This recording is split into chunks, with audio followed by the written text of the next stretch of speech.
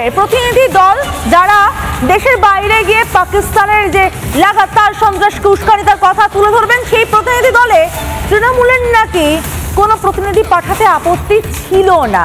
দরকার কি ছিল?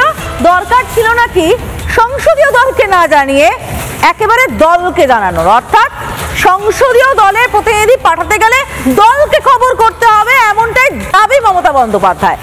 ফরেন ডেলিগেশনে তৃণমূলের কেউ যাচ্ছে না এটা ব্যাপার নয়।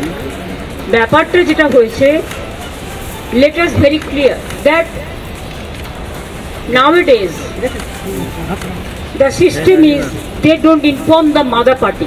They cannot decide the member's name from their own. It is not their choice. It is the choice of the party. It is not that we are boycotting or we are not going. That is wrong. এটা ভুল। পার্টিকে তো জানাতে হবে, mother পার্টিকে। Parliamentary party পার্লামেন্টে যে বিলগুলো আসে আলোচনা করে, পার্লামেন্টের ব্যাপারে ডিসিশন নেয়, সেটাও পার্টির সাথে কনসাল্ট করেই নেয়।